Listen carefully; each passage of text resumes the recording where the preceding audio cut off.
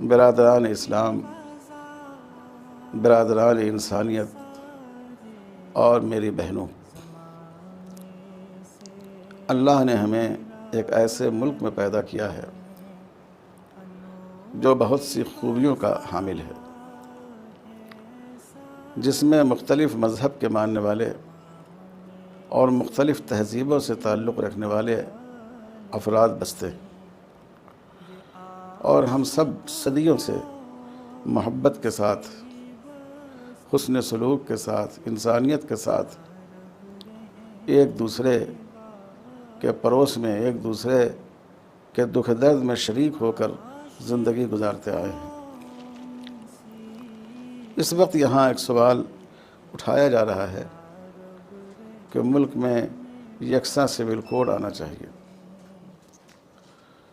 یکساں civil code سے مراد یہ ہے کہ جو ہماری سماجی زندگی ہوتی ہے اس کے لیے یکساں قانون ہو، اور تمام شعبوں میں تو یکساں قانون ہے ہی، مالی معاملات میں، فوجداری معاملات میں۔ صرف ایک جو سماجی زندگی ہے، خاندانی زندگی ہے، اس کے قوانین میں تھوڑی وسعت برتی گئی ہے کہ ہر مذہب کے ماننے والے لوگ اور ہر کلچر سے تعلق رکھنے والے لوگ اپنے مذہب اور اپنے کلچر کے مطابق زندگی گزار سکتے ہیں۔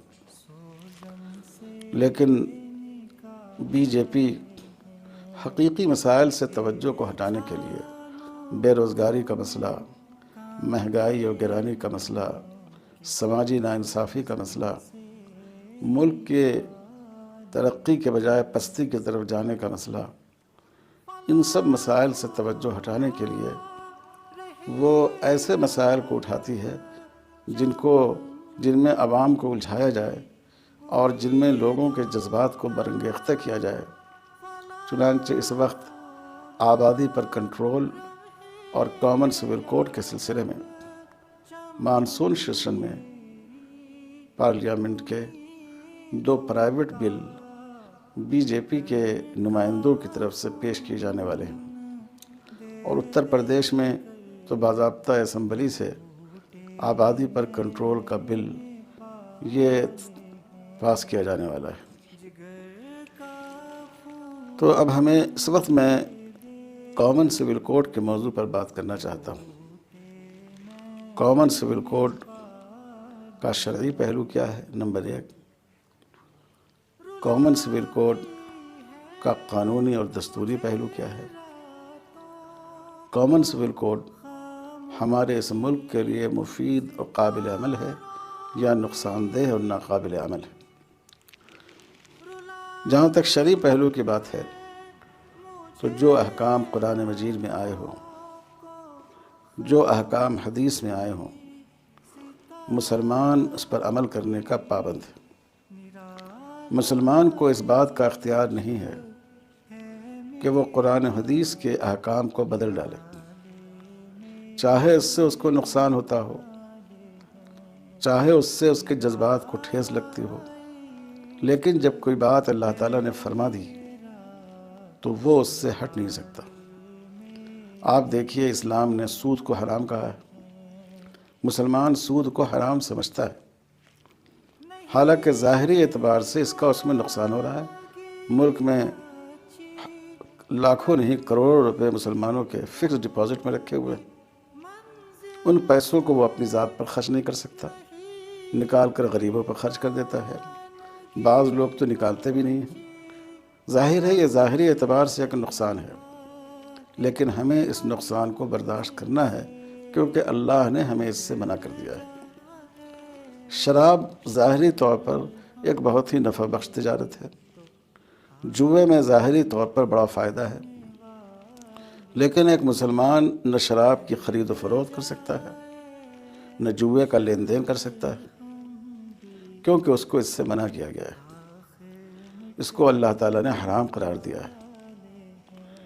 تو اگر آپ دیکھیں تو شریعت پر عمل کرنے میں، قرآن و حدیث پر عمل کرنے میں مسلمانوں کو بہت سی جگہ مالی اور مادی نقصان بھی ہوتا ہے، لیکن وہ اس نقصان کو سہنے کا مکلف ہے، وہ اس نقصان کو برداشت کرنا ہی ہے اس کو۔ کیونکہ وہ مسلمان ہیں اور اسلام نام ہے اللہ کے سامنے سر جھکانے کا۔ کامن سول کوڈ میں جس طرح کی باتیں آئیں گی ان میں بہت سی باتیں ایسی ہیں جو شریعت سے ٹکرائیں گی۔ شریعت نے مرد کو انصاف کی شرط کے ساتھ ایک سے زیادہ نکاح کی اجازت دی ہے، اور غالب گمان ہے کہ اس قانون میں اس کو منع کیا جائے گا۔ شریعت میں مرد کو طلاق دینے کا اختیار دیا گیا ہے۔ اس میں عورت کا بھی فائدہ ہے۔ اگر شوہر اور بیوی دونوں رضامند ہو جائیں تو بہت آسانی سے زندگی کے علیحدگی کے فیصلے ہو جاتے ہیں، ورنہ دوسری قوموں میں آپ دیکھیں کہ دونوں فریق کے رضامند ہونے کے باوجود ایک مدت لگ جاتی ہے۔ کامن سول کوڈ میں بظاہر طلاق کا اختیار مرد کے ہاتھ سے چھین لیا جائے گا، عدالت کو دیا جائے گا۔ اس میں عورت کی رسوائی ہوگی، کیونکہ مرد طلاق لینے کے لیے عدالت جائے گا اور اپنی بیوی کی کمزوریوں کو وہاں لوگوں کے سامنے بیان کرے گا۔ شریعت میں عورت کو میراث کا حق دیا گیا ہے، بیٹی کو، بیوی کو، ماں کو، لیکن اس کے ہمدرجہ مرد رشتہ دار کے مقابلے اس کی میراث آدھی رکھی گئی ہے۔ لیکن ساری مالی ذمہ داریاں مرد کے ذمہ رکھی گئی ہیں۔ عورت کتنی مالدار ہو، شوہر کی پرورش اس پر واجب نہیں ہے، لیکن عورت کی پرورش، بیوی کی پرورش شوہر پر واجب ہے۔ تو اس طرح شریعت نے ایک بیلنس کیا ہے کہ ذمہ داریاں پوری مرد پر ہوں گی، اور میراث کی تقسیم میں بعض حالات میں عورت کا حصہ مرد سے کچھ کم رہے گا۔ اس میں عورت کا فائدہ ہے۔ بہت سے معاملات ایسے ہو سکتے ہیں جس میں میراث مرد کو کچھ نہیں ملے، لیکن کفالت کی، نفقے کی ذمہ داری اس پر رہے گی۔ اسی طرح مسئلہ ہے لے پالک کا۔ اسلام میں اولاد کا اور والدین کا رشتہ ایک فطری اور نیچرل رشتہ ہے۔ زبان کے بول سے باپ بیٹے کا اور ماں بیٹے کا رشتہ قائم نہیں ہوتا ہے۔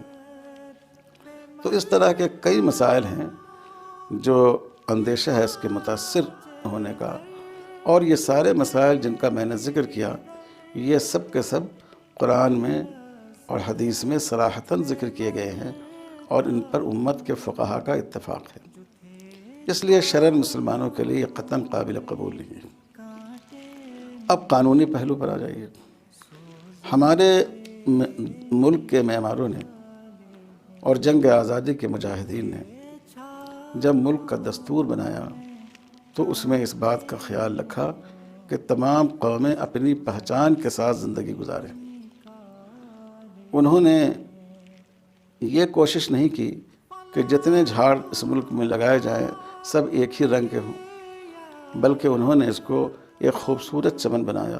کوئی پھول اس کا سرخ ہے، کوئی ہرا ہے، کوئی بلو ہے، کوئی سفید ہے، کیونکہ اسی رنگا رنگی سے چمن کی زینت ہوتی ہے۔ تو انہوں نے ہر کمیونٹی کو، ہر اکائی کو اپنے مذہب اور تہذیب پر عمل کی اجازت دی، اور اس کے لیے دستور کے بنیادی حقوق میں دفعہ 25 اور 26 رکھی گئی۔ دفعہ 25 کا تعلق مذہبی آزادی سے ہے کہ ملک کے ہر شہری کو اپنے مذہب کے مطابق عقیدہ رکھنے کا، اپنے مذہب کی پریکٹس کرنے کا، اس پر عمل کرنے کا، اپنے مذہب کی تبلیغ کرنے کا حق حاصل ہوگا۔ وہ اس میں آزاد ہوں گے۔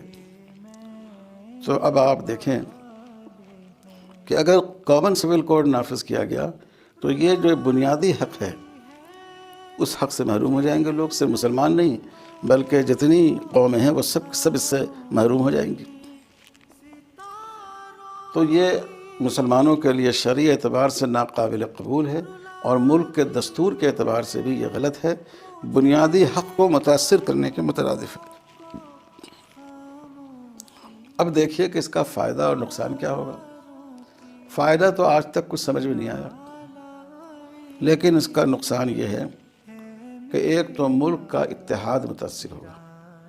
ہمارے ملک کی خصوصیت کثرت میں وحدت ہے، تو یہ جو ہم ایک دوسرے کے ساتھ بھائی چارے سے رہتے ہیں، یہ احساس کہ ہم سب الگ بھی ہیں اور ایک بھی ہیں، تو اس کا نتیجہ یہ ہے کہ اتحاد کے جذبے کو چوٹ پہنچے گی، اور لوگوں کو اپنے ملک سے جو تمام طبقات کو محبت ہے وہ اس کو برا مانیں گے، ان کے لیے یہ بات بہت ہی تکلیف دہ ہوگی۔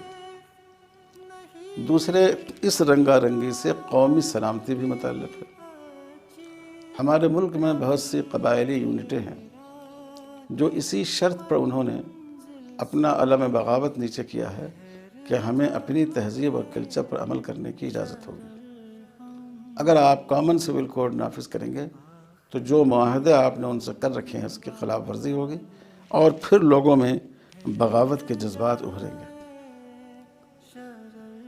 اس سے ایک نقصان یہ بھی ہوگا کہ دوسرے ملکوں میں ہماری بدنامی ہوگی۔ ہمارے بعض دانشور حضرات مثال پیش کرتے ہیں برطانیہ کی، فرانس کی۔ دیکھیے، برطانیہ اور فرانس سے اس کی مثال دینا غلط ہے۔ برطانیہ اور فرانس اپنی آبادی اور رقبے کے اعتبار سے ہمارے ایک صوبے کے برابر بھی بمشکل ہوگا، اور وہاں ایک ہی کمیونٹی کے لوگ ہیں، سب کرسچن ہیں، ایک ہی نسل کے لوگ ہیں۔ ہمیں مثال لینی چاہیے امریکہ سے،